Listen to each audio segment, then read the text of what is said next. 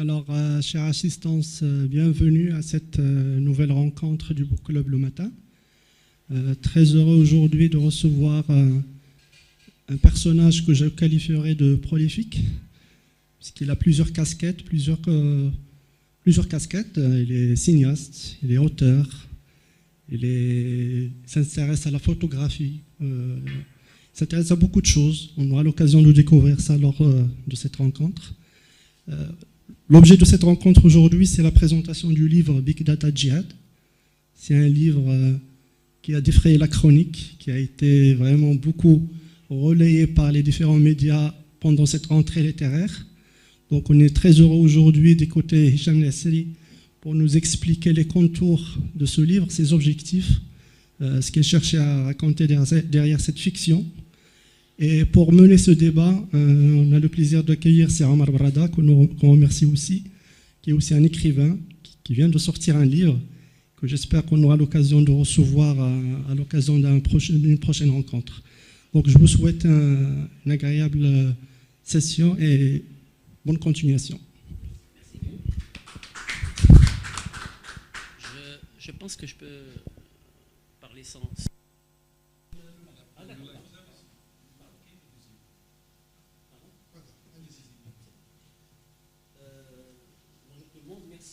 Pour votre invitation. Je trouve que cet espace est magnifique. Et puis, ça permet la pérennité de l'écriture et aussi de la lecture. En amont, bien sûr, de la lecture. Bon, je présente mon ami Hicham, qui est un homme, je trouve, exceptionnel, en ce sens qu'il a, comme vous avez bien dit, plusieurs casquettes. Mais celle qui m'intéresse et qui nous intéresse aujourd'hui, c'est l'écriture. Voilà. Pardon. Donc, je vais vous lire un hiatus très, très court pour pouvoir débattre du sujet et comprendre mieux notre auteur et surtout le livre qui nous intéresse le plus.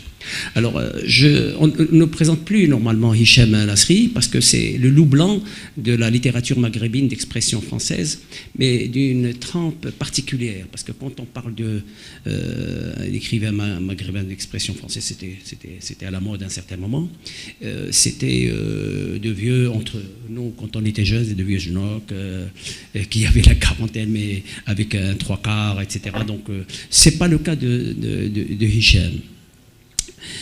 Il incarne une nouvelle vague d'écrivains tout-terrain, c'est comme les 4x4, si je peux m'exprimer ainsi, dans ce sens qu'il n'obéit à aucune règle classique d'écriture.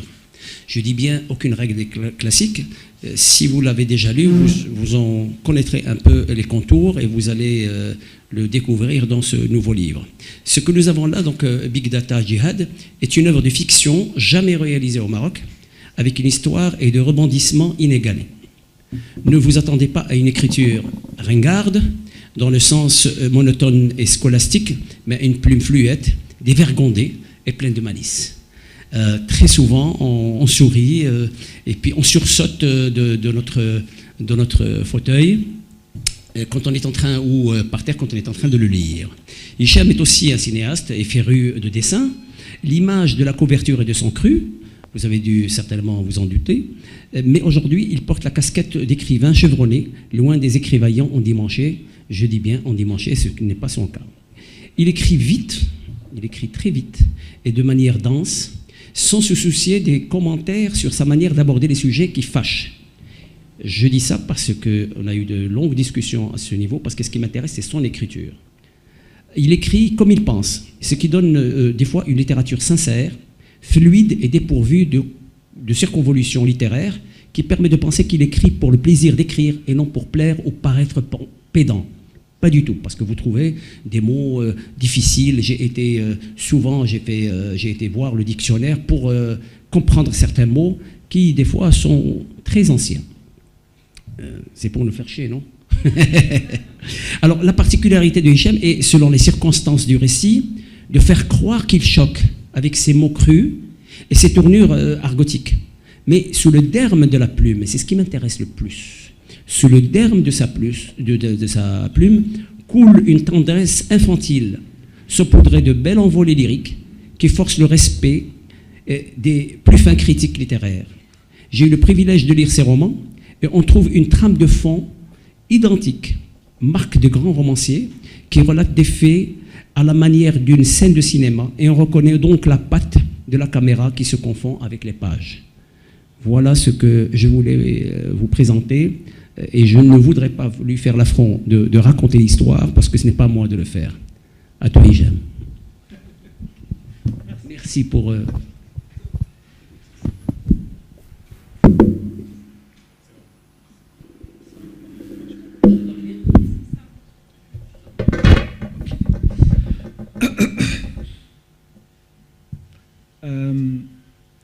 D'abord, je suis ému et je tiens d'abord à remercier, en fait, c'est la première fois que je viens ici et je viens aussi pour présenter un livre. J'avais l'habitude de venir faire des podcasts avec, en haut, je pense, en haut, on faisait des podcasts sur l'actualité décalée et tout ça, j'en ai fait 2, je pense. Donc, d'abord, un grand merci pour l'institution qui nous accueille ici. Je pense que le livre est un combat qui... on peut penser que c'est perdu d'avance, mais il faut toujours se battre. Il faut toujours mourir en samouraï. Il ne faut pas abandonner la bataille. Et donc, c'est très important qu'on se retrouve là à parler de livres, de littérature. J'ai vu qu'il y avait plein de grands écrivains marocains qui ont je viens après, donc, en toute humilité, donc m'inscrire dans la même lignée. Donc, c'est un grand honneur d'être ici. Et il faut toujours remercier, en fait, les gens qui œuvrent pour la culture, la vraie. Parce que c'est plus facile. En tant que cinéaste, je sais que c'est plus facile de faire un film parce que tout le monde peut regarder. Mais faire un livre, en fait, il y a très peu de gens qui lisent, encore moins en français. Mais ce n'est pas grave parce qu'il faut laisser des jalons, il faut raconter qui nous sommes, il faut dire à quel point on est un peuple génial, exceptionnel, poétique, chargé de très très belles choses sans être dans la langue de bois. Et c'est là, en fait, où je raconte un petit peu Big Data Jihad, qui est mon 5e roman. Moi, j'ai sorti 10 livres, en fait, c'est-à-dire dans 5 romans, 3 bandes dessinées, dont la dernière s'appelle Maroc, qui va être rééditée parce qu'il est épuisé chez le Fennec, et 2 pièces de théâtre. Et donc, ceux qui vont acheter le livre vont lire que dans ma présentation de fin de mon œuvre, en fait, il y a 10 livres qui vont jusqu'à 2024. Qui sont prêts, qui vont sortir parce que le marché ne peut pas éponger tout d'un seul coup. Donc, pour moi, Big Data Jihad, c'est une œuvre de science-fiction. Pourquoi science-fiction? Parce que ça nous permet de voir le monde différemment et aussi parce que moi, un petit peu, je suis fatigué du réalisme social de la littérature comme du cinéma. Hein. C'est-à-dire, on est toujours en train d'être dans le constat, on n'est jamais dans le rêve, on ne fait pas rêver, on n'a pas envie de se projeter dans des choses un peu plus extrêmes et tout ça. Donc moi, j'essaie de faire un livre sur quelque chose qui nous touche tous, en fait. On est en train, c'est-à-dire le livre s'appelle Big Data Jihad, comment j'ai détruit Internet et sauvé le monde. Et bien sûr, il y a de l'ironie dans les 2 parties du titre. Et je trouvais intéressant de regarder l'époque actuelle, que tout le monde critique parce qu'on a des choses qu'on n'aime pas, on a des gens qui sont en train de se ridiculiser sur Internet, de faire n'importe quoi ou devenir important juste parce qu'ils passent sur je sais pas, Routine Iliomi ou sur Instagram ou des choses comme ça. Comment on peut tacler ça, mais avec une attitude un peu punk, ce que tu as qualifié de côté un peu à rebours, en fait, c'est-à-dire le côté punk, c'est comment regarder la société avec l'ironie et l'intelligence qui est la nôtre, mais qu'on retrouve très rarement dans des œuvres, ou dans des films, ou même dans des pièces de théâtre. On est toujours en train d'être un peu rigide quand on parle de nous-mêmes, parce que, je ne sais pas, est-ce que c'est de la pudeur, ou est-ce que c'est une posture, ou est-ce que c'est de la démagogie. Donc, le livre raconte l'histoire de quelqu'un qui a cassé Internet, et il a été pris par la police, et en fait, il essaie de savoir comment il a fait. Et en fait, il s'avère que c'est un Marocain génial qui est en train d'inventer quelque chose qui va bouleverser le monde. Et en fait, il s'est arrêté parce qu'il s'est fait larguer par sa copine qui est influenceuse. Et donc, toute l'histoire, c'est une histoire d'amour quelque part un peu bizarroïde, où il va essayer de casser Internet parce que sa copine, qui est une influenceuse, c'est les pauvres sur lesquels on tape tout le temps maintenant, il n'existe que parce qu'il y a Internet. Il n'a pas de talent, il n'est pas chanteuse, il n'a pas un talent particulier. C'est ça qui est génial dans l'époque. Et donc, il le casse. Et donc, il se fait choper par la police marocaine. Puis, en fait, il y a l'Interpol qui arrive. Puis, il y a NSA, FBI. Tout le monde vient, en fait, savoir qu'est-ce qu'il a fait. Et donc, c'est des vagues un peu de de tous ces gens qui ont perdu quelque chose avec Internet, parce qu'on perd le pouvoir. C'est-à-dire le concept du big data, c'est que ça inverse le postulat de départ de Orwell. C'est-à-dire avant, on pensait qu'il y avait un grand Big Brother qui nous surveille, qui nous oppresse, qui est en train de nous écraser et nous arracher à notre réalité. Or, à l'époque, on est dans autre chose. On est dans des gens qui s'exposent de manière parfois obscène, exposer sa famille, exposer ses enfants, ce qu'on mange, quand son père est mort, quand sa mère il va au Hajj, etc. On est tout le temps en train de nourrir cette bête de big data qui font de nous en fait des esclaves d'un algorithme qui dit eux on va les mettre plus haut, d'autres vont plus bas, et c'est très physique. C'est-à-dire quand on parle des data, on parle de quelque chose qui a l'air immatériel. Sauf que moi je connais des gens qui me disent, des célébrités, des acteurs, etc., qui me disent que quand je postais quelque chose, j'avais 100 000 interactions et je ne sais pas ce qui s'est passé, c'est tombé d'un coup à 50 000. Et ça devient un problème, ça devient problématique, on est dans la métaphysique de l'intérêt de l'autre. Comment être intéressant pour l'autre, comment perdre en notoriété, comment en fait l'algorithme en fait, est en train de rendre tout le monde dingue. Et c'est une époque dingue. Dingue pour moi, ce n'est pas forcément péjoratif. Et aussi, en fait, je voulais en fait faire un livre sur l'époque, la fatigue de l'époque. On est tous un peu fatigués d'être obligés de répondre à tout le monde sur WhatsApp, de répondre. Quand on ne répond pas à quelqu'un sur WhatsApp, il se fâche. Quand on ne répond pas tout de suite, tu m'as laissé vu. Et c'est l'invention d'un nouveau langage. C'est l'invention d'un nouveau langage que je trouve intéressant. C'est-à-dire, c'est des habitudes. Quand on sait que se saluer comme ça, à un moment donné, c'était pas le sens propre, c'était que je viens, mais j'ai pas d'armes. Et en fait, on est en train de basculer vers des choses très particulières liées à cette époque. Probablement, moi, je suis trop vieux pour vraiment comprendre l'ADN de ça. Donc, j'essaie d'analyser, d'être dans la sociologie. Mais en fait, les jeunes qui sont nés dans ce monde-là, ils n'ont pas connu le monde d'avant, analogique. On avait besoin d'un Walkman pour écouter la musique et d'un appareil photo pour prendre une photo. On était chargé de babioles pour faire des choses différentes. Maintenant, avec un téléphone, on nous a un peu enfermés. C'est une sorte de cage qui nous enferme tous les jours. Il y a des gens qui ne sont pas capables de poser leur téléphone. Ils ne sont pas capables de se concentrer, parce que c'est ça aussi, ça, ce qu'on appelle. Moi, je suis un motard. C'est plus facile d'être un motard à Casa que d'être un automobiliste. C'est amusant de voir à quel point juste les gens, ils attendent maintenant les feux rouges pour consulter leur téléphone. Il y a quelque chose de presque de super. Oui, mais bon, eux, ils sont inconscients. Moi, je parle juste de le côté un peu maladif. Donc voilà. Donc en tout cas, voilà, c'est un petit peu l'univers du livre. Et bien sûr, moi, ce qui m'intéresse dans l'écriture, c'est l'écriture. C'est-à-dire, on me pose toujours la question. Pourquoi c'est un livre et pas un film? Moi, j'ai fait 6 longs métrages, beaucoup de choses en fait. J'ai fait beaucoup de films publicitaires, etc. 6 longs métrages qui ont été un peu partout dans le monde. J'ai fait un film pour Netflix, etc. Donc pourquoi c'est un livre et pas un film? Qui est une question légitime. Ou alors est-ce que j'écris le livre pour l'adapter? Ce que je ne fais jamais parce que ça ne m'intéresse pas. Moi, ce qui m'intéresse dans l'écriture, c'est l'écriture, c'est la musicalité, c'est le flow. C'est-à-dire, il y a quelque chose... L'un des premiers titres de ce livre, c'était Free Jazz. Parce qu'on est dans l'esprit de quelqu'un qui pense, et il fallait écrire comme il pensait. Et il n'y va pas bien. C'est quelqu'un qui ne va pas très bien, qui est super énervé, super en colère, super destructeur.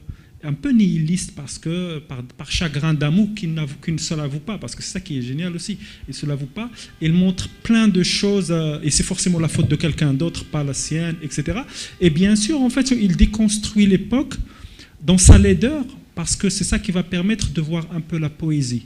Et c'est un livre totalement casablancais, donc je ne suis pas raciste contre les autres qui ne sont pas de Casablanca, mais c'est très très casablancais comme livre dans son énergie, parce que malheureusement on ne voit pas assez l'énergie poétique de la ville de Casa. Moi j'ai choisi de vivre, je suis né à Casa, mais j'ai choisi de vivre à Casa parce que je trouve qu'il y a une très très belle énergie poétique, mais qui n'est pas exploitée. Les gens, ils sont fatigués, écrasés par le quotidien, par tous les jours, ils doivent faire des trajets, s'arrêter, klaxonner, voilà. Même ici, on entend les klaxons. Mais ce qui m'intéresse, en tout cas, c'est vraiment si vous avez des questions. Bon, c'est ça qui m'intéresse. C'est-à-dire, je peux parler longtemps comme ça, je suis très bavard, mais je ne pense pas que c'est intéressant. Donc, si vous avez des questions, comme ça, on entame la dialectique. En attendant d'avoir vos questions, tu viens de dire que tu écris des livres et que tu es cinéaste. Sauf que moi, quand je te lis, je vois par exemple dans Big Data Jihad, quand on est la scène du gars quand il est au commissariat et puis on passe tout de suite et puis on revient sur la scène qui a été restructurée à plusieurs reprises. En fait, peut-être que tu ne t'en rends pas compte, mais ce sont des scènes de films. Moi, je les vois ainsi. On voit, c'est-à-dire même si on ne te connaît pas, quand on lit tes livres, pas uniquement celui-là, mais pratiquement tous tes livres, sont comme ça, sont structurés de cette façon. C'est ce qui permet aussi, c'est une bonne chose, c'est ce qui permet à celui qui lit, le lecteur, de suivre les rebondissements et les soubresauts de cette littérature qui, pour moi, est moderne, telle qu'on ne la connaît pas. Voilà. Je vous laisse la parole. Juste pour répondre à ça, en fait, pour moi, le cinéma ou la littérature, ce que je cherche, c'est le côté immersif. C'est-à-dire, on est dans une histoire. Il faut avoir les images. C'est-à-dire, c'est pas de la littérature un peu abstraite. C'est vraiment, il faut avoir des images, des sensations, parfois des odeurs. Comment créer ça? Comment stimuler en fait des sens qui ne sont pas là, c'est très difficile de les représenter. Et le challenge à chaque fois, le défi à chaque fois, c'est de créer ça. Les gens partent avec des images, avec des idées, avec des gimmicks, avec des leitmotifs, des choses en fait qui sont écrites comme ça. Mais pour moi, c'est plus proche du théâtre que du cinéma. C'est des scènes, mais on est dans une sorte de théâtralité parce qu'il y a une répétition de l'espace et il y a aussi un rapport avec le temps qui est assez métronomique. Si vous avez des questions, madame?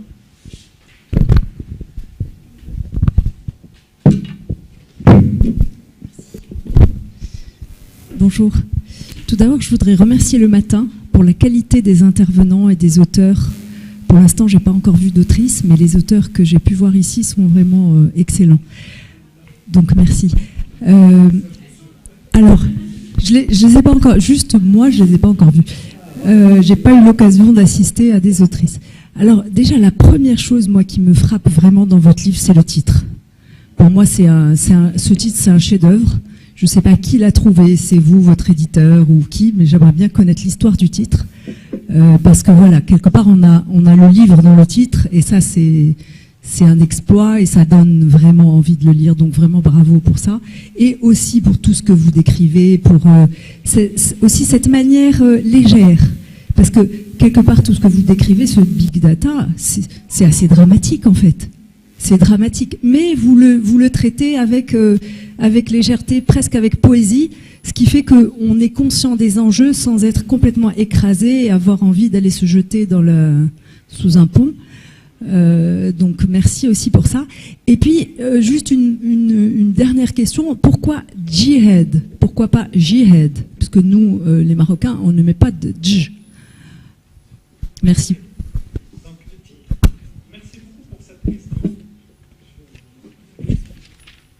Lui, il dort. On va le soulager. Merci beaucoup pour cette question. C'est une très belle question pour commencer. On commence avec la couverture et le titre. Moi, c'est moi qui trouve toujours mes titres. Moi, j'ai la force de... J'ai inventé des titres un peu chelous, un peu bizarres, pour mes films comme pour mes livres. Parfois, c'est connecté à des choses. Mon précédent livre s'appelle L'effet Lucifer, qui est une expérience scientifique sur comment transformer les gens en bourreaux. Qui a été fait, je pense, à Princeton ou quelque chose comme ça, aux États-Unis. Mais le livre ne parle pas de ça. Mais le titre, pour moi, c'est la première entrée. Bien sûr, il y a une dimension oxymore. Comment raconter la non-modernité douloureuse avec la violence du passé? Parce que c'est ça, je voulais que ça soit le djihad dans un sens internationalisable.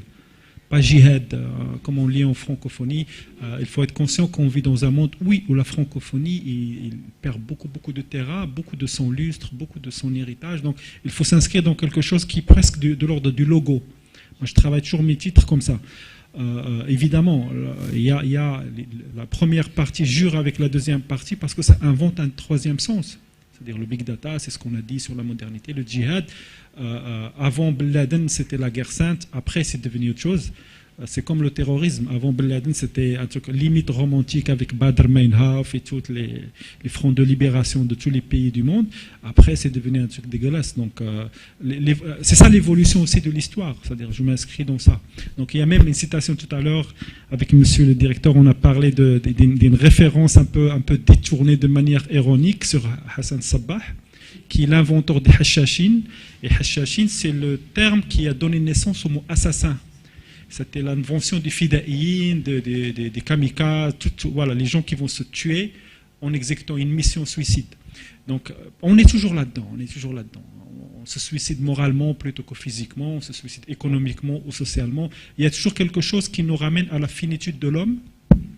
Et je trouvais intéressant que le djihad soit un enjeu ironique, parce que le personnage, quand on comprend ses motivations, on comprend que lui, il est complètement barré. C'est pas ça, il n'est pas en train de sauver le monde. C'est pas une guerre sainte, c'est une guerre absolument pas sainte du tout. Et lui-même n'est pas saint d'esprit à un moment donné. On comprend qu'il est dans sa tête, complètement enfermé, complètement dans ses codes, dans sa rancune, dans sa violence, dans sa misogynie. Parfois, je pousse un peu le curseur là-dedans pour raconter en fait comment l'époque, avec sa langue de bois. C'est ça, pour moi, le sens même de l'écriture de ce livre, c'est comment démonter la langue de bois. C'est-à-dire, on est quand même dans des sociétés où il y a plus d'hommes qui défendent la femme qu'autre chose. C'est-à-dire, et quand on regarde les hommes, moi je connais très bien, je fréquente les activistes, les machins. Lui, il défend la femme, mais attends, mais depuis quand?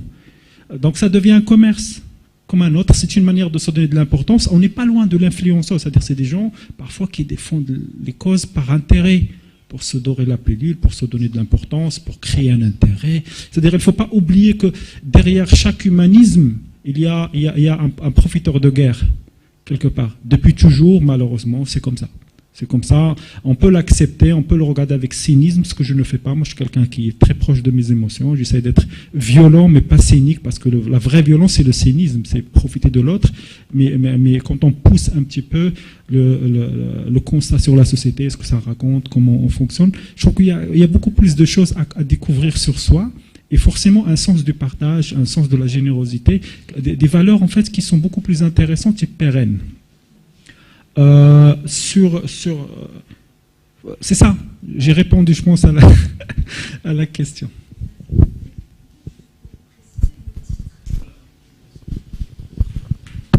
Est-ce que votre titre, vous l'avez comme ça, c'est l'inspiration qui arrive, ou il y a une recherche ou les deux?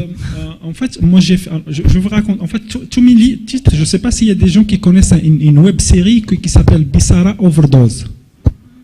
C'est quelque chose qui est super connu au Maroc. Enfin, pas forcément le titre, mais Bissara Overdose, c'est une invention. Aussi, c'est quoi le rapport entre le Bissara et l'overdose? Un de mes films s'appelle Headbang Lullaby. Ces deux termes qui n'ont absolument rien à faire dans la même phrase. Encore moins pour être un titre. Headbang, c'est les métalleux qui secouent leur tête, qui tirent. Mais les gens qui écoutent le métal. Et le lullaby, c'est la ritournelle, c'est quelque chose de très doux. Et en fait, les deux phrases donnent un troisième sens. Moi, ce qui m'intéresse, c'est aussi l'invention des formes à travers les mots. Comment inventer une nouvelle structure sémantique quelque part avec deux mots qui finalement, c'est très difficile de les rapprocher. En fait, il y a toujours des choses en fait qui nous poussent à reconsidérer qui nous sommes. Avec aussi de l'ironie, il y a quelque chose parfois, c'est pas forcément pour être potache, mais en tout cas, ça questionne. Quand je dis Casablanca, c'est parce que malheureusement, Casablanca, c'est une ville très sale. Je vais courir sur l'esplanade de Hassan II, de la mosquée, tous les matins presque, et c'est horrible à quel point on est avec des monstres, avec Ryush, comme dirait ma mère. Parce qu'ils jettent tout, ils mangent, etc. Et ça pue, en fait. On est devant un océan, mais en fait, le sol, il pue. Parce que les gens, on ne leur a pas appris que sortir de chez soi, ça fait aussi partie de sa maison. C'est-à-dire, ce pays-là, c'est aussi notre maison. C'est-à-dire, on ne jette jamais quelque chose à la maison, on ne crache pas par terre, on ne laisse pas à la poubelle, etc. Mais en fait, on sort, on ferme une porte, et tout le reste, on est en braconnage. Et c'est quelque chose qu'il faut un peu démonter pour en fait sensibiliser, parce que les politiciens ne font pas le job. Les journalistes, ils poussent, mais c'est très difficile en fait de donner des leçons à des gens qui n'aiment pas qu'on leur donne des leçons. Et la chose la plus importante actuellement, c'est comment revenir au statut de citoyen. Parce que l'activisme, il a ses limites, mais on doit pousser les gens vers la citoyenneté, la vraie. structuré, avec du cœur, c'est pas que des drapeaux, c'est-à-dire on ne doit pas être marocain juste quand le Maroc gagne la coupe, gagne un match de foot ou quelque chose comme ça. C'est terrible, tu vois, tout le monde va juste sur les choses qui marchent quelque part, qui fédèrent, alors qu'on a tellement de choses qui fédèrent pas, mais qui demandent du travail. Beaucoup de travail pour être intellectuellement, humainement, émotionnellement au même niveau ensemble. Parce qu'on a l'impression que chacun est dans un sens. Et parfois, ça me rend triste, en fait, de voir ça. Comment les gens... Plein de fois, je m'arrête devant une voiture où quelqu'un a jeté quelque chose et je m'embrouille avec lui. Je lui dis, franchement, tu as 50 ans, tu es en train de jeter ça. Et la personne... moi, je suis baraqué, donc il ne va pas descendre pour me taper parce qu'il a peur. Mais on sent qu'il va me dire tu n'as pas le casque ou je ne sais pas quoi. Parce que c'est une manière un peu gênée de s'excuser sans s'excuser. Mais je suis sûr que quand il va dormir, il va dire quand même la prochaine fois, je vais faire attention. Et si à chaque fois, en fait, on bloque les gens sur des choses comme ça, à un moment donné, ça va créer quelque chose de très positif pour tout le monde. Mais ça demande de l'intérêt, ça demande de regarder l'autre, ça demande de s'intéresser à l'autre, ça demande de la générosité, ça demande en fait de la considération pour l'autre, c'est-à-dire quelqu'un que tu lui dis pourquoi tu jettes ça par terre, pourquoi tu dis des mots, c'est pas, Yehudi Hachak, ou des trucs qui appartiennent à notre culture, mais qu'il faut démonter. Il faut les réexpliquer, il faut les recontextualiser, parce qu'on n'est plus dans les années 50, 60, on n'est plus motivé par des émotions négatives qui nous poussent à être dans la violence. Mais bon, c'est du travail, et malheureusement, c'est le travail de tout le monde, c'est nous tous, on est responsables de ça. Moi, j'éduque mes enfants à faire ça, mais il y a des adultes qui n'ont pas été éduqués, mais il faut aussi quand même ne pas désespérer d'eux.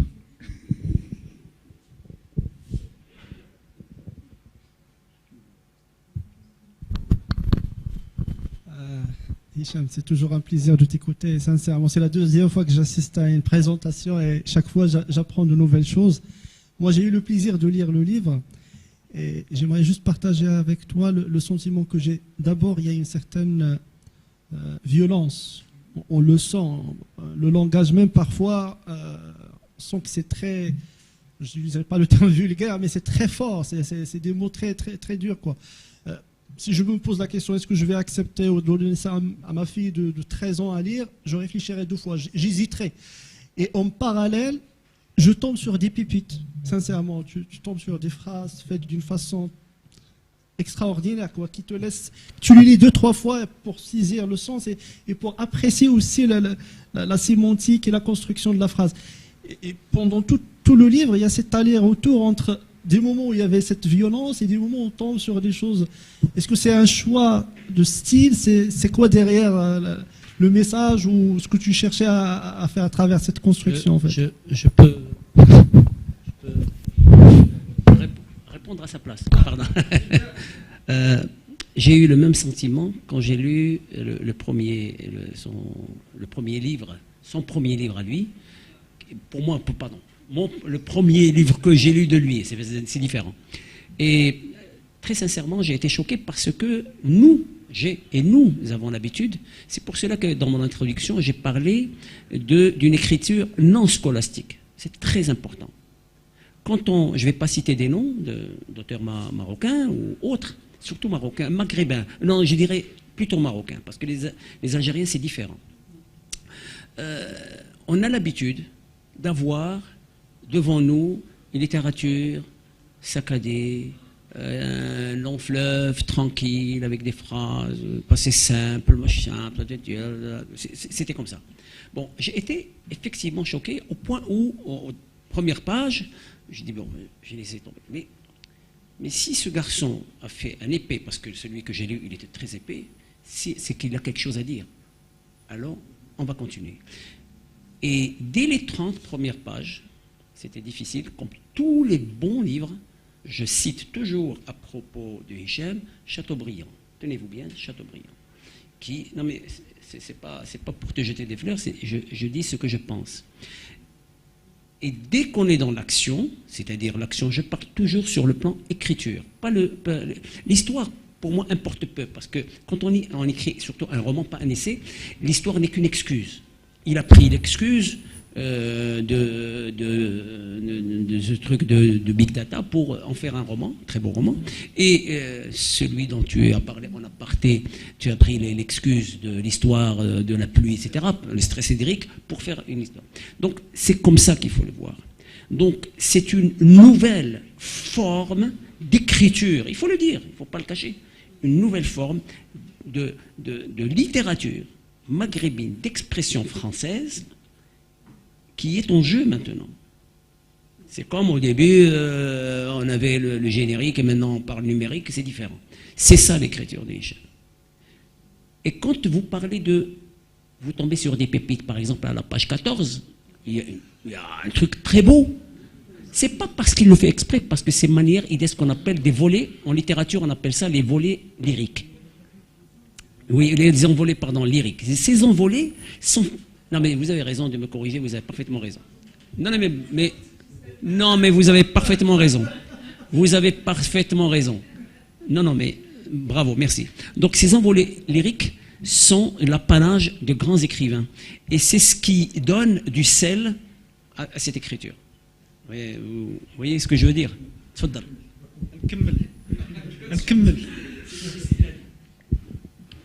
Moi je pense que c'est parce qu'il y a... En fait, c'est comme en musique. On dit que le silence après Beethoven fait partie de Beethoven, de toutes les manières. Pour moi, ce qui est intéressant dans l'écriture, c'est vraiment le style. Moi, je suis quelqu'un qui a grandi avec Burroughs, la Beat Generation, l'écriture automatique. En fait, moi, je suis assez expérimental dans ma manière. Moi, ça m'ennuie. Je ne lis pas de romans. À part essayer de finir l'œuvre de Céline, les romans ne m'intéressent pas du tout. Il y a quelques auteurs américains, par exemple, que j'aime beaucoup, qui sont aussi dans une expression très particulière, et aussi de violence. Parce qu'en fait, on ne peut pas s'attaquer. En fait, c'est simple. On ne peut pas parler du monde juste sous un principe de constat, en étant mielleux, en étant mignon, en étant machin, parce que je trouve ça ennuyeux. Moi, ça m'ennuie. C'est ce que je disais un peu sur le réalisme. Moi, l'écrivain marocain favori pour moi, c'est Mohamed Khaireddine. Parce qu'il y a de la violence. Il y a une violence d'identité, il y a une violence... C'est une autre époque, il y a une violence contre soi, il y a une violence contre l'autre, il y a l'aveu d'échec aussi de la démarche, etc. Ce qui fait que ça le rend extrêmement passionnant. Lui, son écriture, son monde, ce qu'il me raconte, quelle que soit son histoire. Mais je suis incapable de te dire qu'est-ce qu'il racontait dans ses histoires. Mais j'ai une musique dans la tête. Céline, j'ai une musique dans la tête. Je m'en fous qu'il soit le monstre qu'il était, mais j'ai une musique dans la tête et qui, quelque part, dit sa blessure, dit sa tristesse, dit son désarroi, dit des choses qui sont pas forcément positives. Donc, pour moi, ce qui m'intéresse, c'est comment affronter. C'est comme le cinéma, en fait. Le cinéma, par exemple, il y a des gens qui font des films pour raconter une histoire. On a deux personnages qui se parlent entre elles, c'est ce qu'on appelle le cinéma à papa, quoi. C'est-à-dire c'est pépère, c'est tranquille, ça avance, mais ça se raconte à Hajjaya, c'est très bien, à la fin on s'en fout. Le cinéma, comme moi m'intéresse, c'est un cinéma qui me traumatise. C'est un cinéma qui va me taper sur la gueule, je ne vais pas forcément aimer, mais qui va me permettre de me poser énormément de questions, même avant que je devienne cinéaste. On ne devient cinéaste que parce qu'on a été cinéphile. C'est-à-dire il n'y a pas de raccourci par rapport à ça. Et ben, les films qui m'ont marqué, ce n'est pas forcément des films que j'ai aimés, c'est des films qui m'ont posé problème. On est dans la dialectique, c'est-à-dire les choses qui ne posent pas problème, ça s'appelle consommer. Ce qui ne pose pas problème, c'est d'aller manger à McDo. Ça ne pose pas problème. C'est bien. On mange, on sait ce qu'on va manger, on sait ce que ça va sortir après. Il y a même une réflexion sur le tube digestif. Tu vois, on est dans une époque de tube digestif, c'est-à-dire on consomme. Les choses passent de nous, sur nous, à travers nous, à l'intérieur de nous, que ça soit culturel, ou culinaire, ou whatever, ça passe. Mais on devient en fait des tubes digestifs en fait, de Google ou de McDo. Finalement, c'est la même chose, parce que vendre de l'émotion, c'est aussi vendre quelque chose qui se mange. On a besoin d'émotion, on a besoin d'histoire, on a besoin des moments où... Moi aussi, je suis un geek, c'est-à-dire il m'arrive samedi soir de regarder un film débile, Transformers ou Marvel, un truc comme ça. Je regarde ça, j'ai pas envie de me casser la tête, je le fais. Mais ça ne veut pas dire que c'est ça qui me nourrit. Ça veut dire qu'à un moment donné, j'ai envie juste de passer un bon moment, mon cerveau il est éteint, il est en veille. Il ne se passe rien, ça va pas.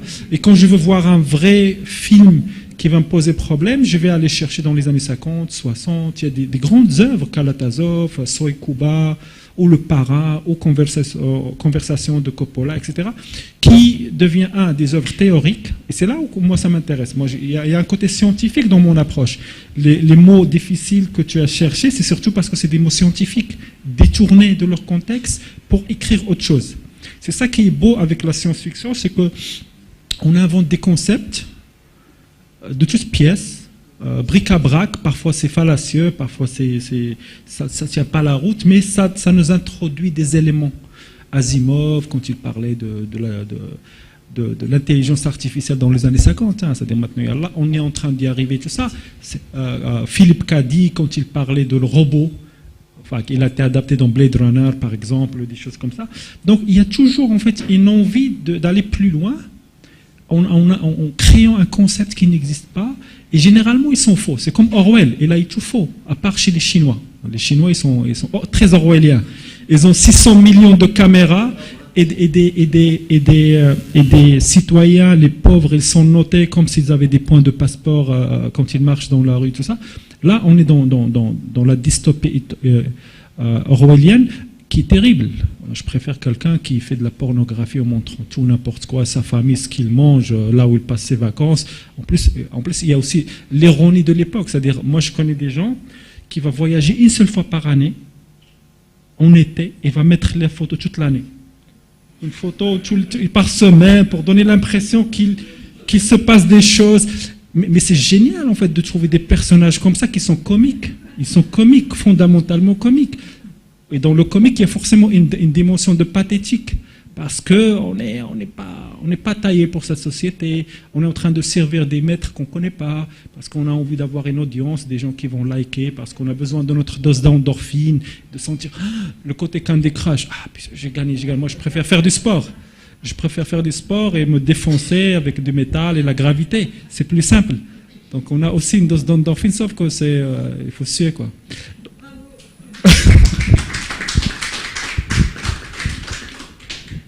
Je ne sais pas ce que j'ai répondu ou pas, mais j'ai fait comme ça, en zigzag.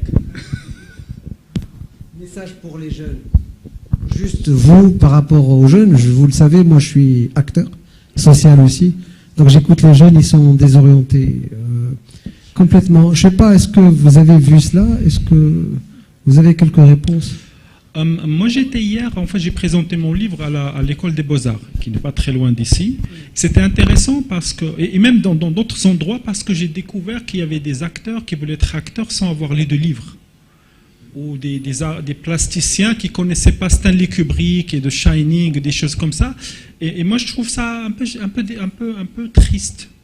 Pourquoi? Parce que ça veut dire qu'il n'y avait pas de passeurs, il n'y avait pas des gens pour leur dire, écoutez, il y a ça, il y a tout ça, ça nous appartient. L'héritage, l'histoire de l'humanité, c'est notre héritage à nous tous, à nous de piocher dedans. Moi, j'ai grandi en cherchant des livres, en lisant. Avant Google et machin, tout ça, c'était beaucoup plus...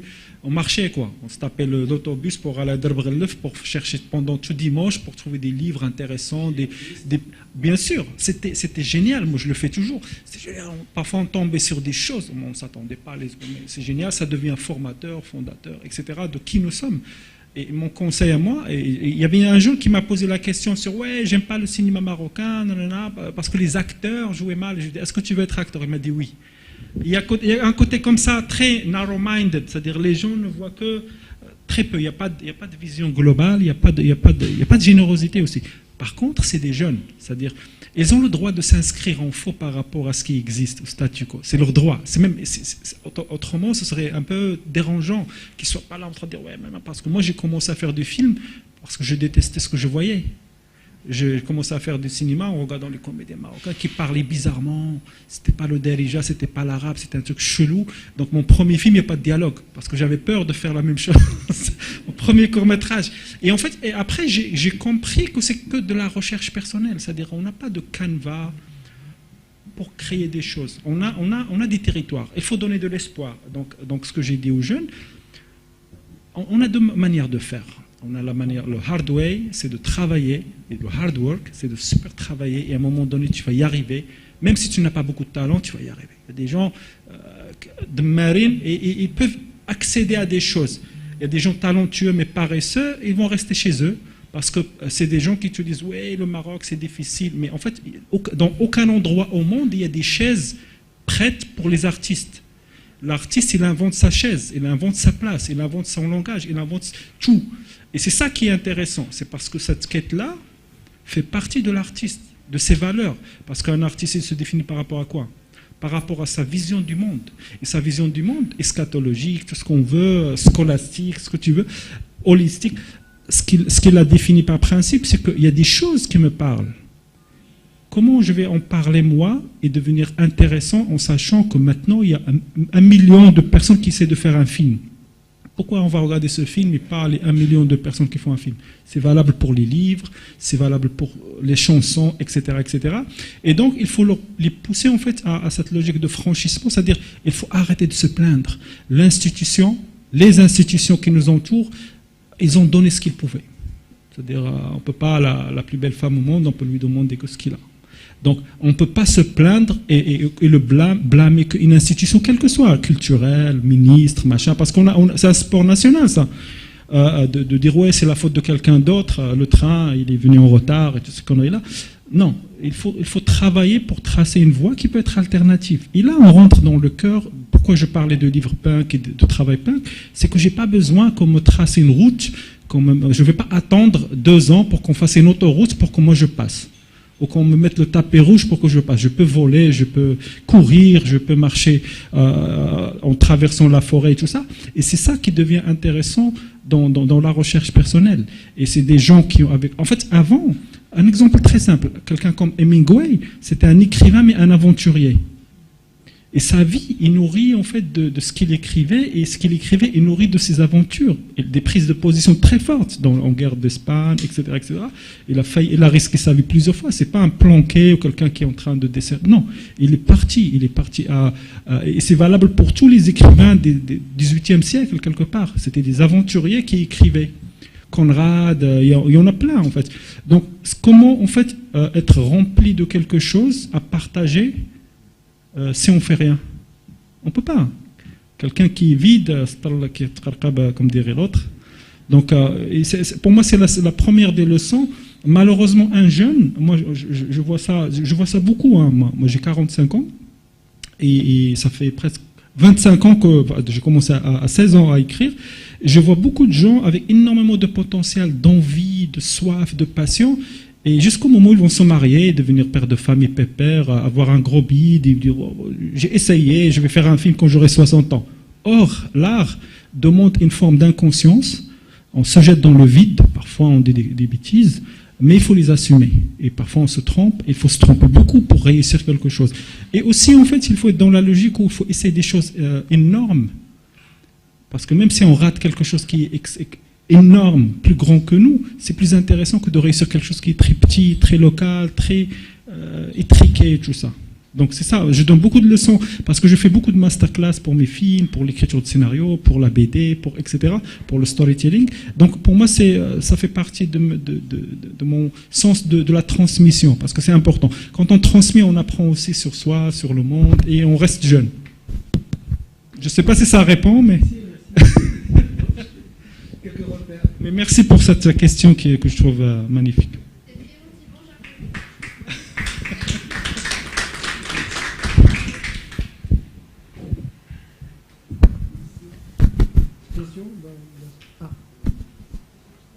Quelqu'un qui veut une faute?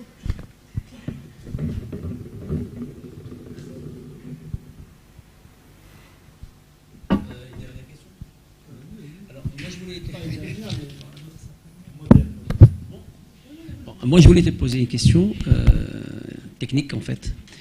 Comment tu te retrouves, en fait, ton cœur balance entre quel produit, entre guillemets, que tu fais? C'est-à-dire le dessin, l'écriture, le cinéma, la télévision, etc. Ok. En fait, moi, je fais pas de choix, en fait. Pour moi, en fait, les Anglais, ils ont toujours les meilleures définitions, les plus simples, les plus claires, les plus concises. En fait, Moi, je suis ce qu'on appelle un artiste conceptuel. C'est quelqu'un qui peut dessiner, faire de la musique, faire un film, faire de théâtre, etc. Ça fait partie d'un même corpus qui s'appelle narration, ou storytelling. On raconte des histoires, quel que soit le moyen, quel que soit l'outil, quelle que soit l'audience. Pour moi, ce qui m'intéresse, c'est quand j'ai une idée, très facilement, de manière très intuitive, je sais que ça va être plus un film, ça va être un truc pour le digital, une web-série que je vais tourner à 2 dirhams, mais qui va être drôle parce que c'est des portraits sociologiques. Et on a besoin de questionner qui nous sommes. Et en fait, dans ce sens-là, ce qui m'intéresse, chaque outil demande un langage différent. C'est-à-dire quand je fais un film, je prends 4 ans pour écrire le scénario, ça coûte parfois 2 millions d'euros pour faire un film. Il faut trouver le temps de chercher cet argent-là, et voilà. Donc, mais écrire un livre, je m'assois, je bois mon café et je travaille. Je suis dans ma bulle, dans ma tête, dans mon univers, dans ma musique, et j'écris, j'invente des personnages. Et c'est pas loin de ce quand j'écris un scénario. C'est-à-dire, sauf que l'écriture de scénaristique est plus facile parce qu'elle est télégraphique, il faut être au présent, il faut dire des choses concrètes, il faut pas être dans l'onirisme, il faut pas être. C'est de la plomberie presque. Mais moi, ce qui m'intéresse là-dedans, c'est l'architecture, par exemple. Moi, j'écris des histoires de manière très architecturale parce que le cinéma est un art d'architecture, de construction. Le roman aussi, d'une certaine manière, sauf qu'il y a une partie de musicalité. Dans mes films, par exemple, les dialogues sont très rares parce que j'aime pas parce que c'est une facilité. C'est une facilité de faire parler les gens pour qu'on comprenne ce qui se passe. Or, comment aller dans la zone grise où en fait les choses restent humaines? C'est-à-dire, on n'est jamais conscient. En fait, on sent des choses par rapport quand on rencontre des personnes pour la première fois ou quand on est dans des situations. On sent que ça se passe bien ou ça se passe pas bien, mais on ne sait pas pourquoi. Et on le sent. C'est-à-dire, comment rester à ce niveau-là sensoriel et intrigué. Ça veut dire qu'on va se couper des gens qui écoutent les films, parce qu'il y a beaucoup de gens, juste ils écoutent. Ils ne regardent pas. Ce qui se passe à la télé, c'est très bavard, parce que c'est un genre. Quand tu fais une série pour Ramadan, c'est un genre. C'est-à-dire qu'il faut s'adresser à tout le monde, en sachant qu'on est quand même encore dans un pays où il y a beaucoup d'illettrisme. On ne peut pas être dans la dialectique, on ne peut pas aller pousser vers des concepts très poussés quand on parle de télévision. Et son rôle, ce n'est pas d'éduquer les gens. Le rôle de l'éducation est celui de l'école. Donc, il ne faut pas que la télé détourne les gens de l'éducation. Mais bon, Internet va s'en occuper. Donc, on revient au livre. Voilà, ça c'est du storytelling. Je reviens au livre Big Data Jihad. Donc, c'était quoi la question? Non, pour moi, en fait, oui, aussi, il y a un truc que je trouve toujours intéressant, c'est qu'on me pose toujours cette question parce que les gens sont étonnés, parce qu'on est tellement dans une époque de spécialisation que chacun a le droit de faire un truc. Or, le Fordisme, parce que ça découle du Fordisme, ne date pas de 3000 ans, ça date de... Donc, si vous avez regardé les temps modernes, qui a déjà critiqué ça dans les années 30, on fait le tour de la question. Tous les créateurs, peintres, etc., de la Renaissance, c'était à la fois des peintres, des écrivains, des géomètres.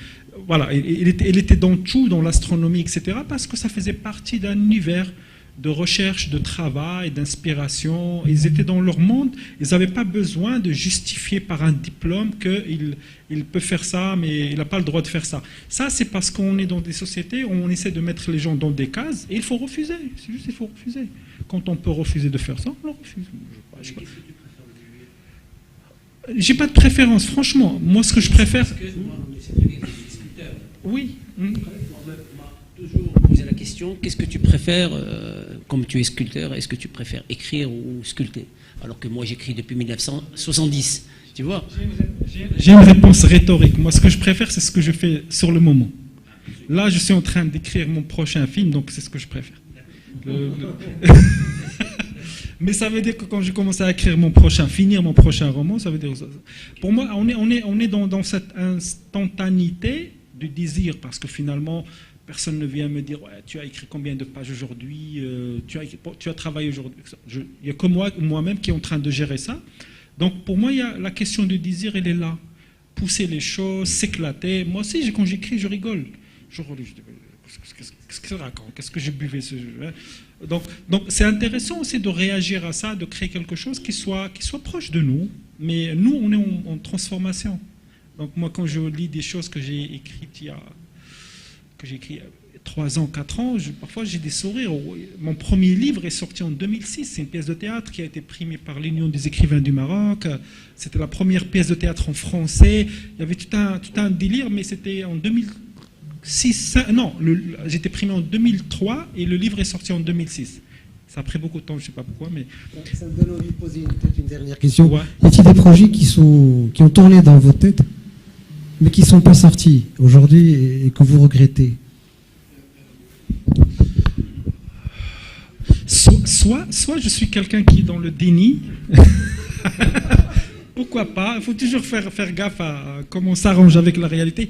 Non, franchement, moi je suis une sorte de... moi je pars du principe qu'il faut y aller, quoi. C'est les Ramones qui chantaient « Hey ho, let's go ». Il faut y aller, il faut tracer. J'ai toujours eu la chance de trouver des gens autour de moi qui me permettent, qui me propulsent, qui me donnent du courage, qui me donnent le conseil qu'il faut, etc. Il y a un côté baraka qui vient parce qu'on travaille. Je pense que moi, j'y crois beaucoup. Moi, je suis un stakhanoviste, c'est ça la définition même. Tous les jours, je dois cravacher, etc. Tout à l'heure, je lui disais que je me suis tapé 1 heure de crossfit à faire de la musculation. Il m'a dit, mais de 3 heures à 4 heures, mais tu es dingue, tu recommets, puis tu reposes. Mais si je fais pas, je vais mal dormir. Parce que je disais, j'ai pas fait ça, c'était programmé. Mais c'est comme ça, c'est comme ça. Il faut s'arranger pour vraiment fructifier le temps. Et puis il y a des moments où j'ai même mangé avec mes enfants, ça je ne te l'avais pas dit. C'était un bordel. Dans le restaurant, ils l'ont retourné, mais bon. Donc en fait, pour moi, il faut faire les choses qu'on aime. Et la différence, c'est quand en fait, il y a un côté dynamo, on ne se fatigue jamais. Ça se régénère automatiquement parce qu'on ne fait pas un truc chiant, pénible, lourd. La dernière fois au mois, moi j'ai dit ça à un ami comédien hier, je dis la dernière fois que j'ai travaillé, c'était quand j'étais à la fac. Je travaillais comme ouvrier à usine Henrys. Je trouve ça génial, c'est une expérience exceptionnelle d'être avec des ouvriers, etc. Mais c'est la dernière fois où j'ai vraiment travaillé pour de l'argent. Après, c'est venu tout seul, c'est la passion, c'est rencontrer les bonnes personnes, c'est croiser, c'est avoir la chance aussi d'être ici, c'est génial. On n'est pas obligé de faire quelque chose. Le résultat, par exemple, quand il s'agit d'un livre, le résultat est là, il est privé, forcément. Tu peux pas, une création, tu ne peux pas être obligé de faire une création. Je ne parle pas forcément que de création. Je peux parler d'un fonctionnaire, comme je peux parler de quelqu'un qui bosse sur le Muqata'a. Là, mais je ne suis pas d'accord. C'est-à-dire, on est tous en train de fournir quelque chose face au monde. Chacun, il apporte ce qu'il peut. Hein. C'est ça qui est exceptionnel. C'est-à-dire, le travail d'un éboueur est super important. Le travail d'un quelqu'un qui tamponne sur le Muqata'a, il y a des gens qui le font bien et des gens qui ne le font pas bien. Il y a des gens avec qui je peux avoir des conversations exceptionnelles, vont me dire « Ouais, j'ai pas compris ton truc que tu as passé à la télé, qu'est-ce que ça raconte? Ah ouais, j'ai pas compris ça. » Oui, mais il faut regarder avec les 2 yeux, pas avec son oreille. Donc, c'est ce que je dis, moi. Il faut tu vois. Donc, et on a des discussions comme ça que je trouve toujours passionnantes avec mon taxi, et en fait, il faut valoriser tout le monde. C'est comme ça qu'on va s'en sortir. C'est comme ça qu'on va. Parce qu'il n'y a pas de sous-métier, il y a pas tous les éléments qu'on a là, ils sont importants. Il y a des gens qui font bien leur job. Il y a des gens qui font très très bien. Quel que soit, ça peut être ingrat, le job qu'ils font, mais ils le font bien. Et d'autres, ils peuvent avoir quelque chose d'intéressant à faire, ils ne vont pas le faire. Ils vont faire de la politique, je ne sais pas quoi, faire semblant. Donc, pour moi, ce qui est intéressant, c'est que la personne qui met du cœur, c'est comme le foot, c'est comme dans la vie, c'est-à-dire quand tu mets du cœur, tu trouves un plaisir, un réconfort dans le travail bien fait, quel que soit le travail. Moi j'y crois, c'est une vraie croyance pour moi, c'est qu'il faut bien faire, sinon on ne le fait pas. Parfois les gens ils sont obligés de faire des choses et tout ça. Même moi quand j'étais à l'usine de Henrys, j'étais super bon.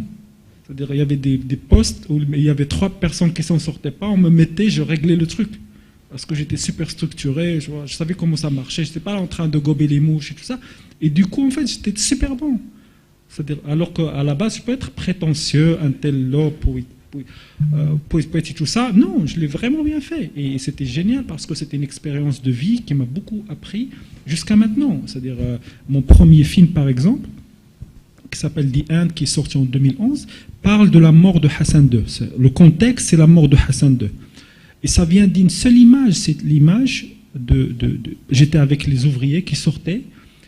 C'est très réalisme italien, tu vois. Et en fait, on a annoncé la mort de Hassan II, et dans les yeux des gens, j'ai vu qu'il y avait des gens qui avaient peur, d'autres qui étaient un peu, ils ne savaient pas ce qu'ils devaient se réjouir. Bref, c'était super particulier comme émotion, comme atmosphère. Il y avait un moment de grâce, et le film que j'ai fait, que j'ai écrit 10 ans après, vient de ça. Il faut vraiment regarder les gens, ressentir, être un récepteur aussi des émotions de l'autre, etc. Et tout le film est construit autour de l'apogée de cette émotion où les gens ne savent pas quoi faire d'une information comme ça. Ils perdent leur père, mais en même temps, ils perdent le père sévère. À quel moment, en fait, vers quoi on va aller, émotionnellement, qu'est-ce qu'on va ressentir et tout ça. Donc, c'est tout, en fait. Moi, je pense que j'ai une vraie foi dans la question du travail. Il faut faire bien, quel que soit le travail, parce qu'on trouve un réconfort. Pardon d'avoir été long, etc. Une toute petite question, s'il te plaît, Hicham. La promotion du livre au Maroc. Quand moi je regarde un peu les sorties littéraires, il y a un cheminement classique, il y a un livre qui sort, mais quand je regarde un peu, quand j'ai tapé sur Internet Big Data Jihad, j'ai constaté quand même il y a un effort monstre en termes de promotion à travers les entretiens que tu as fait avec les médias, à travers des mini-films que tu as. Est-ce qu'aujourd'hui tu considères que c'est une nouvelle approche qu'on peut adopter, que les écrivains peuvent adopter peut-être, pour aider justement les livres à être plus proches des lecteurs? Parce qu'il y a cette problématique, on dit que les gens ne lisent pas, par quoi il faut commencer, mais peut-être que les auteurs aussi, les écrivains doivent faire leur part du job dans cette partie de marketing du livre, quoi. Qui est quelque part le parent pauvre, l'un des parents pauvres de cette problématique. C'est une question formidable, bien sûr. C'est très simple. Moi, ça c'est mon 10e livre. Disons que je travaille avec des éditeurs, etc. Où à la fin, en fait, c'est un peu bizarre parce que c'était noyé. C'est-à-dire, il faisait le truc classique, il se bagarrait avec Sochpress ou pas. Il appelait les mêmes personnes pour écrire sans avoir lu, etc. Moi, je trouve ça disgracieux. Moi, j'aime pas ça. Moi, je viens du cinéma, il faut être dans l'éclat, il faut être dans le panache. Bon, moi, la question du panache culturel est super importante. La question de soft power est très, très importante. La question de célébrer qui nous sommes est fondateur. C'est vraiment, moi, je ne fais pas des livres pour gagner de l'argent. C'est absolument pas. C'est absolument pas un autre projet commercial. C'est un projet de cœur. Parce que pour moi, je suis quelqu'un qui a grandi avec les livres. J'ai appris à lire chez moi, quand j'avais 4 ans, avec mes parents, qui avaient des livres, qui avaient des bandes dessinées, qui avaient des Strange. Je ne sais pas s'il y a des gens qui connaissent Strange. Donc, j'ai commencé par les déchirer et j'ai appris et à lire et à dessiner dessus. Donc, pour moi, il y a quelque chose qui est vital dans le livre comme jalon de nos sociétés. Moi, je respecte tous les livres qui sont faits de bien-être, de développement personnel et tout ça. Les gens qui adorent Paulo Coelho, j'ai rien contre eux. Bon courage, tu vois. Moi, je suis quelqu'un qui doit affronter des livres monstres. Joyce, affronter Ulysse, ou Finnegan's Wake, affronter l'œuvre de Céline, des gens, ou Proust, des gens en fait, qui ont modifié l'histoire de la littérature.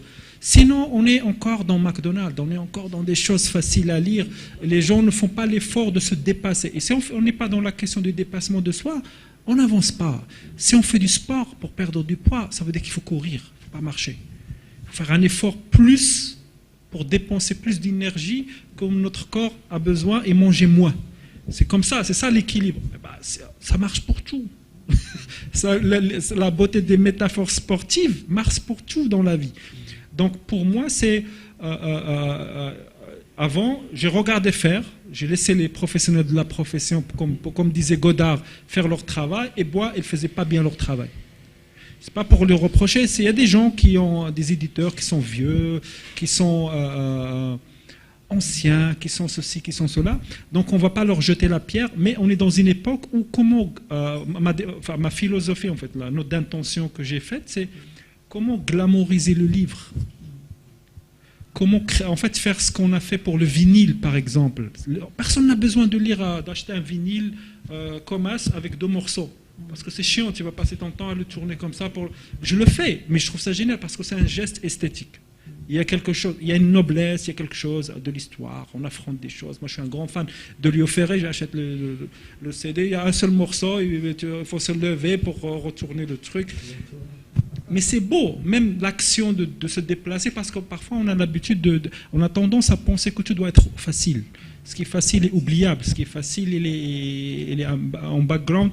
Et donc, en fait, ce que j'ai fait, c'est que j'ai fait une stratégie vraiment pour dire, OK, comment interpeller, intéresser des gens qui vont acheter le livre pour que je le signe, pas pour qu'ils le lisent. Je trouve ça génial, parce qu'ils vont le donner à quelqu'un et on va le laisser traîner quelque part et quelqu'un va le finir par le lire. Parce que c'est ça les destins du livre, c'est d'être lu, d'une manière ou d'une autre. On sait qu'il sera en rupture de vente.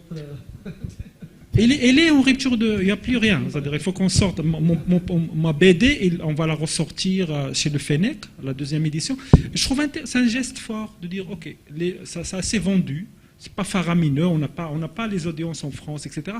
Mais le geste est fort. Ça veut dire que les gens, il faut juste les interpeller.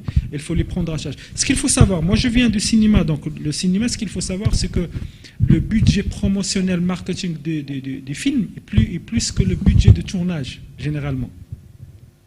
Et ça change tout quand on comprend. Ça veut pas dire, ça veut dire, ils vont faire un film. J'étais à LA il y a quelques mois. J'ai passé 2 mois là-bas pour découvrir tout le monde, etc. Un film avec Georges Clooney, avec des effets spéciaux, avec des vaisseaux spatiaux, avec tout ce qu'on veut. Ils vont quand même dépenser 100 millions de dollars pour la promotion parce que c'est comme ça qu'on lève le star power. C'est ça qu'on crée le désir. C'est-à-dire les gens n'attendent rien. Jusqu'au moment où tu dis, attends, t'as pas vu ça? Et ça c'est ce qu'on appelle le désir. Créer le désir. Donc moi, par exemple, pour Big Data Jihad, ma stratégie était, je me suis assis, j'ai créé un truc très très long. Quel journaliste je vais envoyer? Quel ami? Le premier qui l'a lu, c'est lui. Je vais lui demander de lire pour qu'il me dise c'est des caca ou c'est bien ou c'est en demi-tête. Je suis là.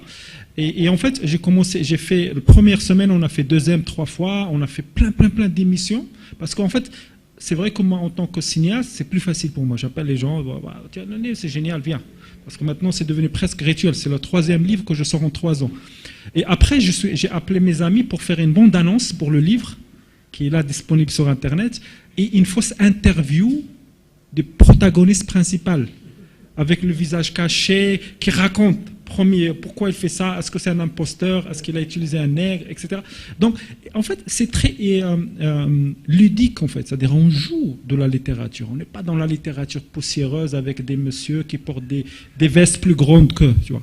On est dans autre chose. On est dans quelque chose qui donne envie à une jeune génération qui ne lit pas, qui a envie de lire. En fait, la question qu'a posée M.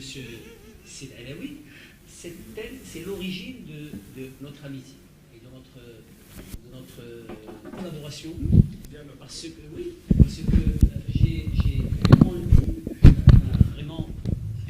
j'ai vu en lui un élément essentiel pas la promotion, je n'emploierai pas ce mot, mais à la vivacité de la créativité sur le plan intellectuel. Vraiment. C'était l'origine. Votre question, c'était l'origine de notre amitié et de notre collaboration. Voilà. Et j'ai fait un truc qui est juste drôle. En fait, j'ai fait des stickers qu'on trouve partout. Parce que je lui dis, bon, vas-y, tu vas acheter un livre, il y a un sticker dedans, ils vont le coller quelque part. Et donc c'est génial de se balader, de trouver que le sticker est collé sur un horodateur, un poteau, une voiture. C'est génial, parce qu'en fait c'est comme ça que les gens vont voir ça, mais ils ne vont pas voir de manière subliminale. Ça traversera leur inconscient et probablement, en fait il faut croire en ça. C'est-à-dire il faut envahir la ville, il faut que la culture sorte des musées, sorte des structures, sorte des institutions pour un peu aller chercher le monsieur qui est là en train de gober les mouches, il marche dans le point A, point B, fatigué par le téléphone, ou il regarde la nana qui part. Il faut jouer contre ça. Ils se sont énervés. C'est les messieurs qui... donc, juste ça, c'est un truc qui va marquer les gens. Il y a des gens qui viennent me parler, pas de mon livre, mais parler de stickers. C'est de bonne guerre, c'est de bonne guerre. En fait, il faut interpeller les gens de manière très créative, mais en même temps ludique, parce que l'idée pour moi, ça ne m'intéresse pas de dire aux gens, je ne donne pas de livres gratuits, etc., parce qu'il faut faire le geste aussi, parce que tu donnes un livre gratuit à quelqu'un, il ne va pas le lire. Je préfère qu'il l'achète, que je le signe, pour qu'il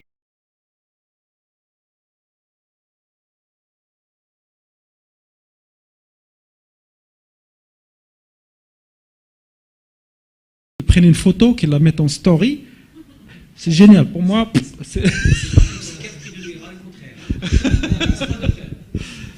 donc,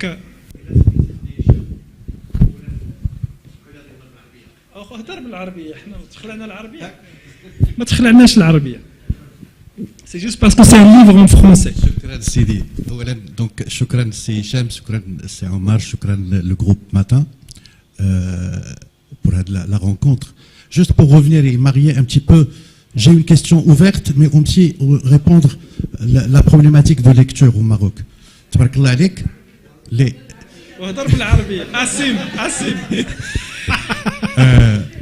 تبارك الله عليك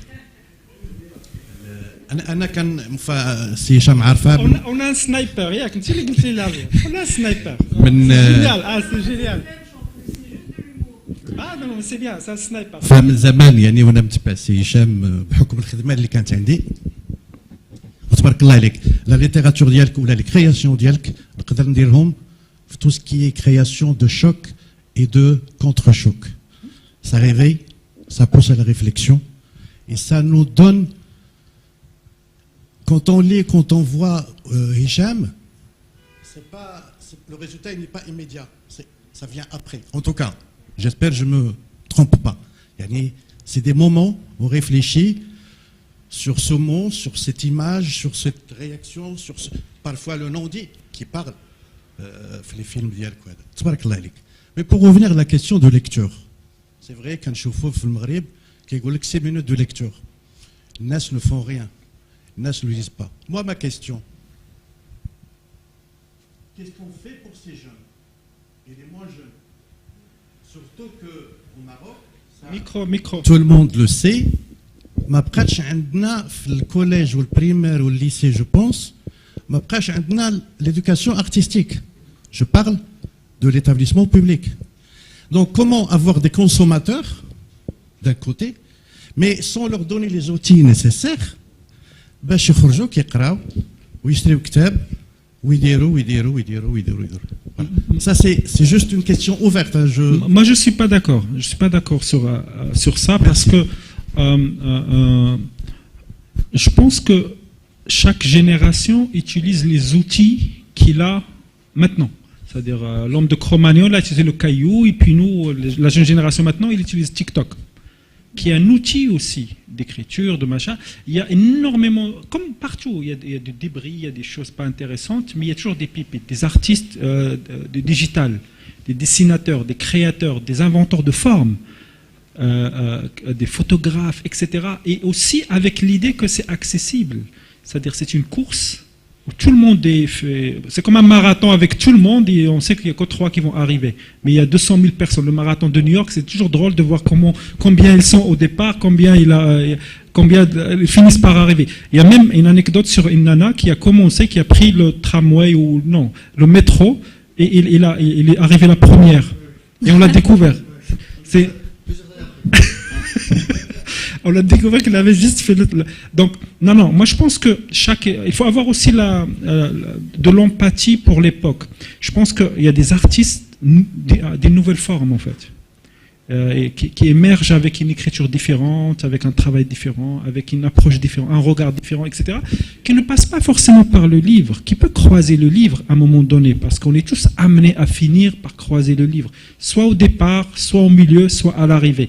Il faut être plus ouvert sur la question de la narration. Qu'est-ce qu'on raconte? Comment on le raconte? Il y a des gens qui n'ont pas... On est dans un pays quand même, dans nos maisons, dans certaines maisons, dans la plupart des maisons, ils ont des placards ou des armoires avec Tabsel Taos, pas des livres. C'est ça la métaphore du Maroc pour moi, d'un certain Maroc. Il faut travailler contre ça. J'ai rien contre Tabsel Taos, mais quand même c'est plus intéressant d'avoir des œuvres. Najib Mahfoud, pour ceux qui lisent l'arabe, moi ma prochaine sortie c'est l'adaptation en arabe de mon précédent roman parce qu'il est ultra... Ça parle de religion, j'ai hâte de voir comment les arabophones, parce qu'il ne faut aussi pas qu'on se ghettoise. Moi, je suis un littérateur de langue francophone comme un braconneur dans un territoire que je ne connais pas, parce que je ne suis pas français. C'est une langue qui n'est pas là, c'est pas ma langue maternelle, mais je la...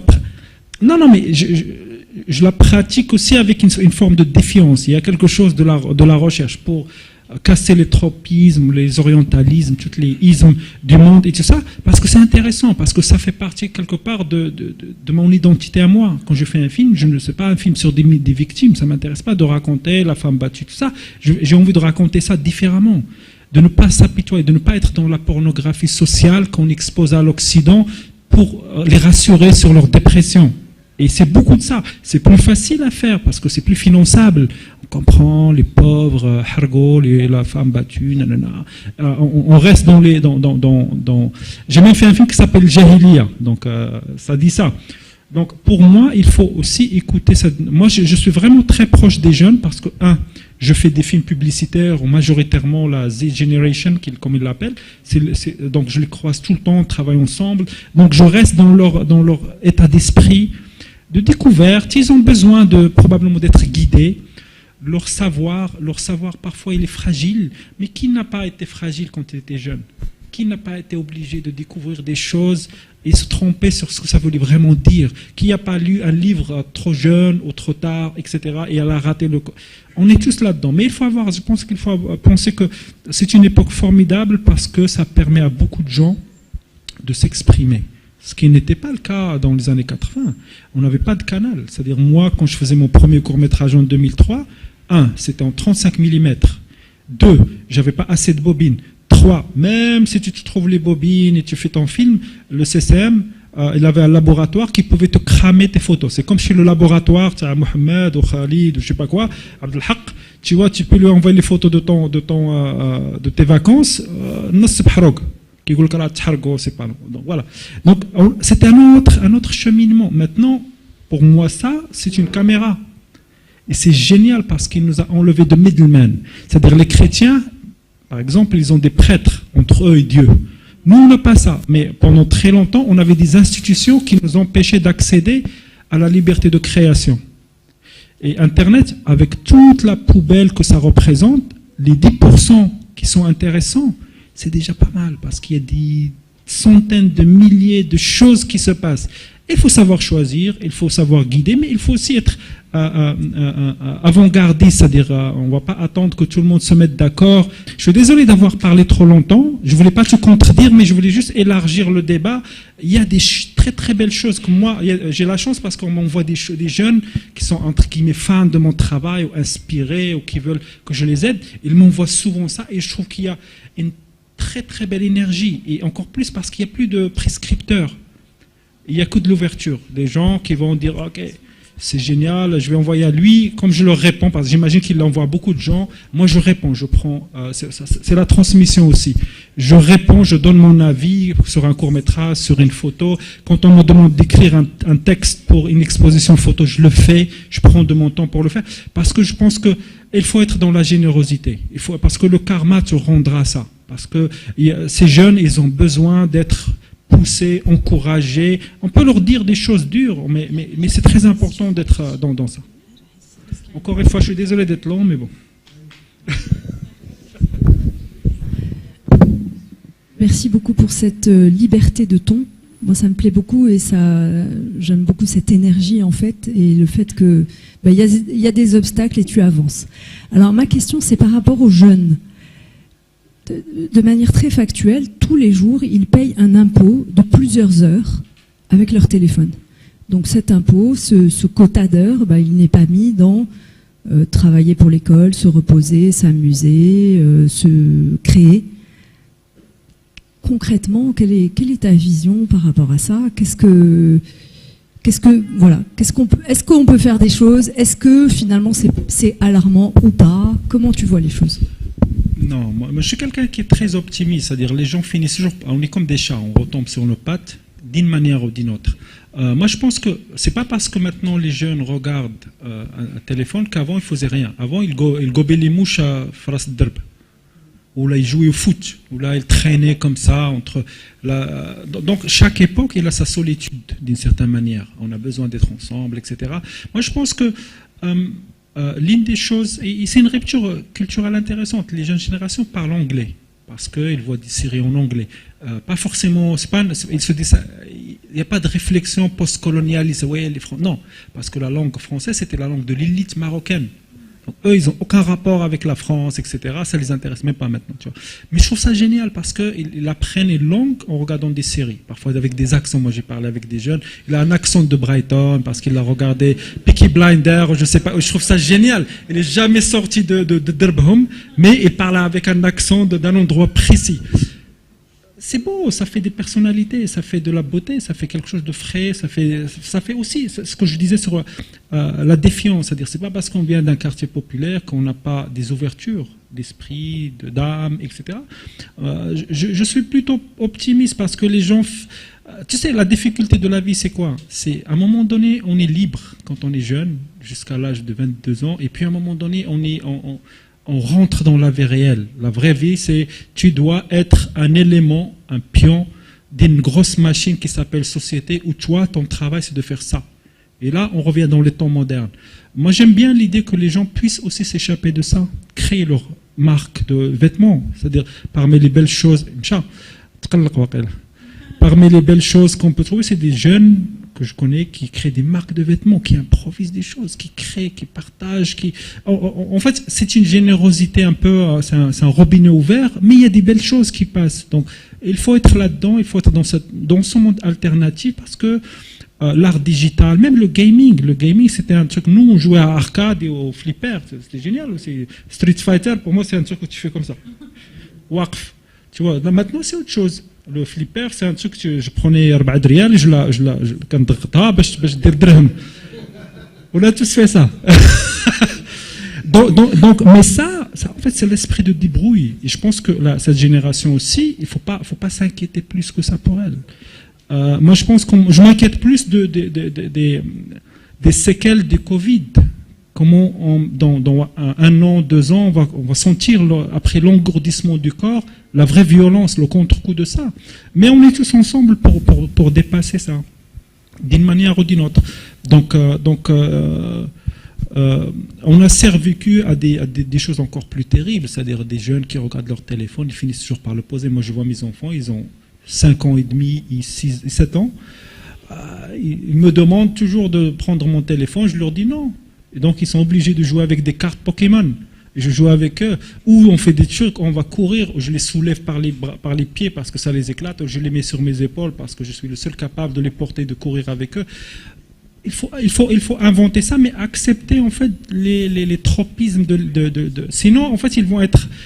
moi, je pense que c'est une erreur d'empêcher un enfant de regarder la télé ou d'être sur Internet, parce qu'il va être outcast, c'est-à-dire il est avec des étudiants, des enfants comme lui à l'école, qui connaissent les mêmes choses. Moi, je me tape tout le temps les Minions ou Sonic 4 fois. Je les emmène au cinéma, on va se goinfrer de... Mais ça me fait plaisir, parce que j'ai pas envie de regarder le film, je regarde mes enfants qui regardent le film. C'est plus intéressant, il y a plus d'émotions, machin, quel que soit.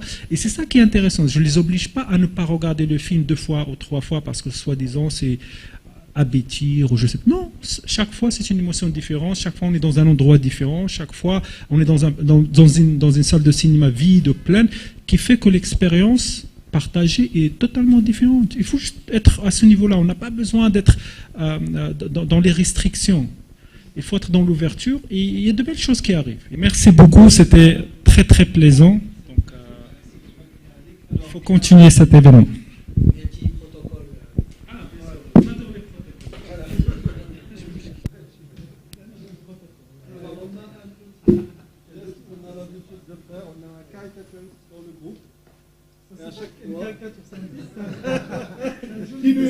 Voilà, qui fait les dessins. Je sais pas, qu'est-ce que tu regardes? Il a les cheveux qui sont...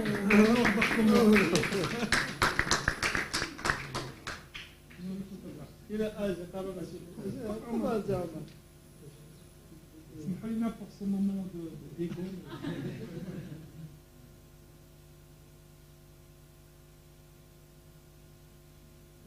On aurait le cadeau. Exactement. Ça c'est... Alors... Pour le digital, c'est un abonnement pour le matin, version digitale. Voilà, c'est ça. C'est la même chose. On a juste... J'ai des stickers ici pour les gens qui aiment coller les stickers. Ça, c'est un abonnement, mais bon. C'est un deuxième. Merci. Merci.